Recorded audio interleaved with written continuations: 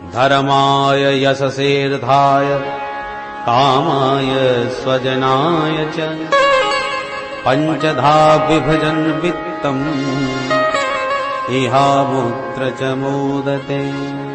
शुक्राचार्य जी समझाने लगे, बलि 1 लाख रुपया कमाते हो तो 20-20 हजार के 5 हिस्से करो।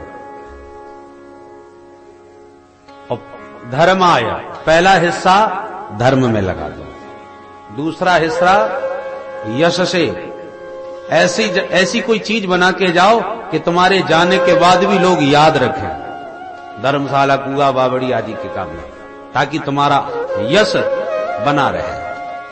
तीसरा हिस्सा अर्थाय, अपने व्यापार में लगाओ ताकि धन का स्रोत बना रहे। चौथा हिस्सा कामाय, केवल खर्चे ही में मत लगे रहो, अपने ऊपर भी कुछ खर्च करो, माने अपने सुख भोग के लिए, अपनी सुख सुविधा के ऊपर भी खर्च करना चाहिए। और 5वां हिस्सा स्वजनाय, सगे संबंधियों पर भी खर्च करना चाहिए, क्योंकि धन बढ़ता है तो सगे संबंधियों की अनेक प्रकार की इच्छाएं भी बढ़ने लगती हैं कि हमारा भाई इतना धनवान बन गया, हमारे मित्र बहुत संपन्न है, जब जरूरत पड़ेगी मांग लेंगे। तो सगे संबंधियों की भावनाएं, महत्वाकांक्षाएं जुड़ जाती हैं, उनके ऊपर भी खर्च करना चाहिए, क्योंकि यदि उन पर खर्च नहीं किया तो वही सबसे बड़े दुश्मन बन जाते हैं। ये होगा, हमने तो 10,000 रुपया वो आपत्ति काल में मांगे, टोटल मना कर दिया, ऐसे धनवान का हम क्या करेंगे? सबसे बड़े निंदक और सबसे बड़े दुश्मन भी बन सकते हैं, इसलिए सगे संबंधियों पर भी खर्च करो। पंचधा विभजन वित्तम, 5 प्रकार से जो वित्त का विभाजन करते हैं और खर्च करते हैं, तो इहा मुत्र जमोदते, यहां और वहां, माने दोनों लोकों में सुखी और प्रसन्न रहते हैं।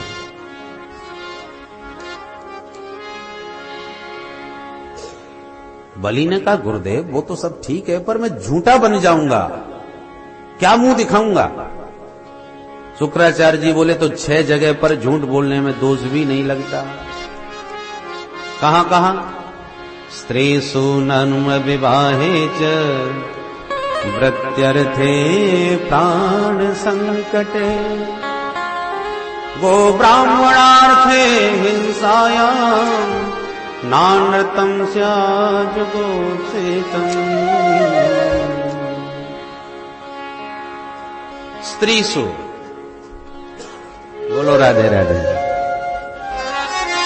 स्त्रियों से झूठ बोलने में कोई दोष नहीं लगता। ये हम नहीं कह रहे, भागवत में शुक्राचार्य जी कह रहे। क्यों भाई, ऐसा क्यों? बोले माताओं का स्वभाव है, वो कथा में जावे या शादी विवाह में जावे, जहां भी जाएंगी तो ये देखती हैं किसने क्या साड़ी पहन रखी है, किसका हार कितना कीमती है, हीरे का है कि क्या क्या जड़ा है। वो उनकी दृष्टि हार आभूषणों पर ज्यादा रहती है, और कहीं उनको कोई आभूषण भा गया, पसंद आ गया, तो घर जाते ही फरमाइश, इतना बढ़िया हार देख के आए हूं, कैसा चमक रहा था, और मुझे को बहुत दिखा रही थी वो, मेरा भी नाम नहीं जो उसको खरीद के ही नहीं दिखाया मैंने, मेरे को दिखा रही थी। कुछ भी हो खरीद के रहूंगी, और तुमने कहीं कह दिया मुश्किल से तो खर्चा चला पा रहा हूं, तेरे को हार दिख रहा है, तो समझ लो रोटी मिलनी मुश्किल हो जाएगी, तमाम झगड़ा कलह होगा। इसलिए उस समय थोड़ा सा आश्वासन दे देना चाहिए, अरे ये कौन सी बड़ी बात है, पहली तारीख आने दे, वेतन नहीं लाऊंगा, तेरा हार ही खरीद के लाऊंगा। बोलो राधे राधे राधे राधे। तो 1 तारीख जब तक आएगी तब तक के लिए मामला टल गया, हो सकता है तब तक भूल भी जाए, तो फिलहाल तो झगड़ा टले। तो ऐसे अवसरों पर थोड़ा बहुत झूठ बोल करके मामला टालना पड़े तो उसमें कोई दोष नहीं लगता, वो झूठ निंदनीय नहीं है, ऐसा शुक्राचार्य जी की मान्यता है। दूसरी जगह नर्म, नर्म कहते हैं हास्य परिहास, हंसी मजाक में यदि कोई झूठ बोल दे तो वो झूठ निंदनीय नहीं। तीसरा स्थान विवाहे च, शादी विवाहों में या दो चार बातें बढ़ चढ़ के बता दी जाएं तो कोई दोष नहीं। बोलो राधे राधे।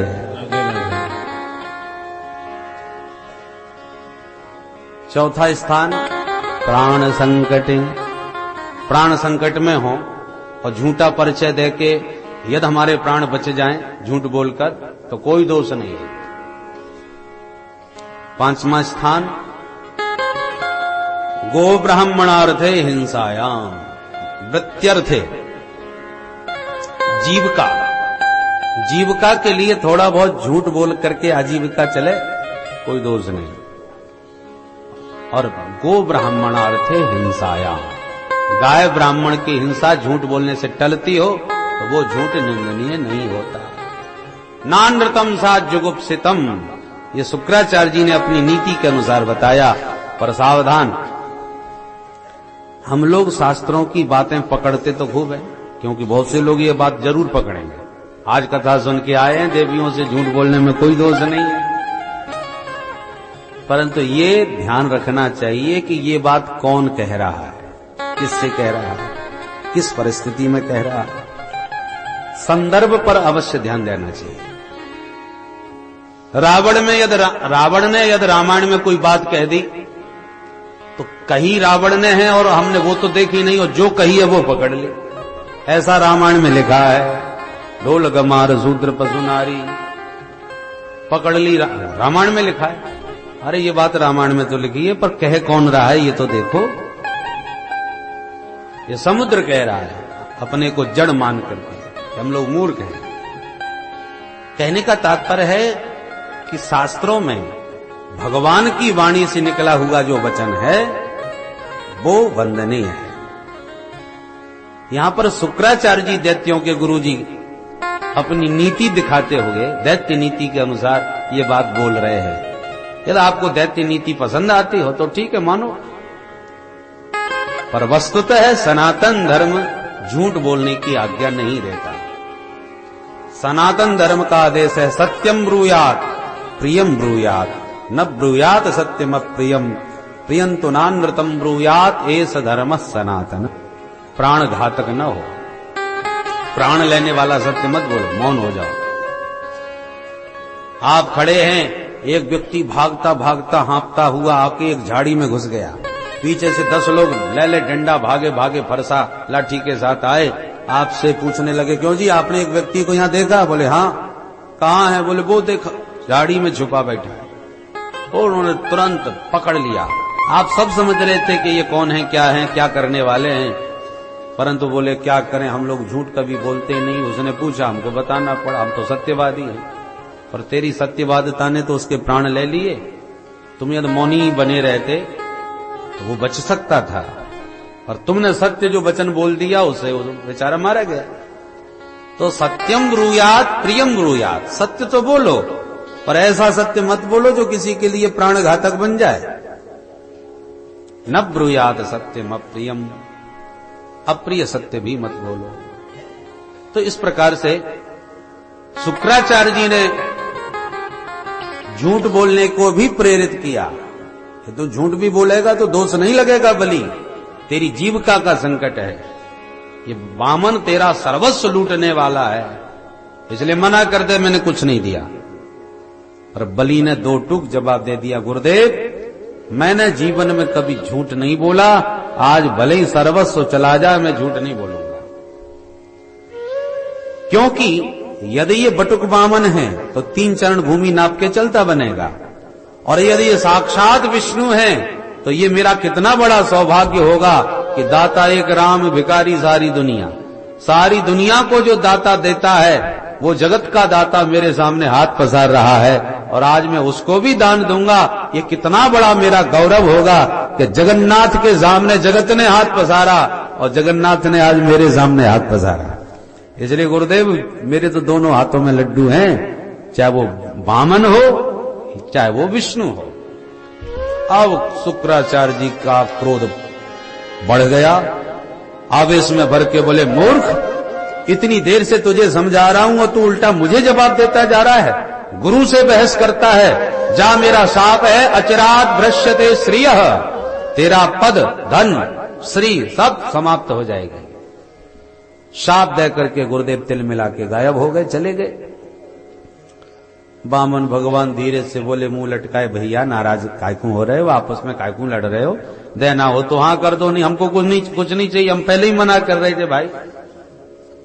बलि ने कहा, नहीं महाराज, मेरे सामने हाथ पसारने वाला आज तक खाली हाथ कोई नहीं लौटा है, आप तो अपना संकल्प कीजिए। ठीक है, हाथ में जल लीजिए। पात्र दोबारा फिर उठाया बलि ने। पुराणांतर प्रसंग आता है ये कि उसी पात्र के छिद्र में छुप करके बैठ गए शुक्राचार्य जी कि पानी की बूंद भी नहीं टपकने दूंगा तो संकल्प कैसे होगा। रोक लिया, छिद्र अवरुद्ध कर दिया। अब बलि खूब इधर से उधर झारी करे पर पानी न गिरे। बामन भगवान बोले, क्या कर रहे हो भाई, पानी क्यों नहीं लेते? बोले, गुरुजी न जाने क्या अटक गया, वो पानी निकल ही नहीं रहा। बामन भगवान सब समझ गए, गुरुजी गड़बड़ कर रहे हैं। मुस्कुरा के बोले, राजन पुराना बर्तन है तुम्हारा, रखा रखा जंग खा गया होगा, लाओ मैं ठीक किए देता हूं। सो अपने कुशासन में से एक पैनी नुकेली कुशा निकाली और बाहर से फेंक करके इतनी जोर से मारी कि वो कुशा की नोक सीधी शुक्राचार्य जी की आंख में लगी और एक आंख गोविंदाय नमो नमः। एक दरवाजा बंद। शुक्राचार्य जी निकल के भागे, हे भगवान, कोई दे रहा है कोई ले रहा है, हमने फालतू में ही अपनी आंख बर्बाद करी। बीच में ही निकल के भागते नजर आए शुक्राचार्य जी। जल आ गया तुरंत बलि के हाथ में। भगवान ने लंबा चौड़ा संकल्प पढ़ डाला और संकल्पित जल जैसे ही बलि ने छोड़ के भगवान के चरणों में प्रणाम किया, तत्क्षण भगवान ने अपना विराट रूप प्रकट कर दिया। बोल विराट भगवान की जय। विशाल देह बामन भगवान का प्रकट हो गया। बलि नीचे से ऊपर तक मुंह उठाए देखता रह गया। भगवान बोले, बलि अब देखो मेरा नापना। एक शरण नीचे की ओर बढ़ाते चले गए तो अतल वितल सुतल तलातल महातल रसातल और पाताल में पहुंचा दिया। मात्र एक चरण में 7 लोक नीचे के नाप डाले। दूसरा चरण ऊपर उठाया तो भू भुव स्व मह जन तप और सत्य, ऊपर के 7 लोकों को नापते हुए ब्रह्मांड कटा में ही छेद कर दिया। भगवान के पैर के अंगूठे से ब्रह्मांड फूट गया, उसमें छिद्र हो गया।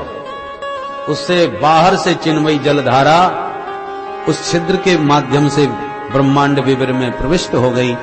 जो भगवान के चरणों को धोती हुई जलधारा नीचे गिरी तो ब्रह्मा जी ने देखा, ओ भगवान का चरणोदक आ रहा है। तुरंत अपने कमंडलों में हुआ जल चरणोदक का स्थापित किया।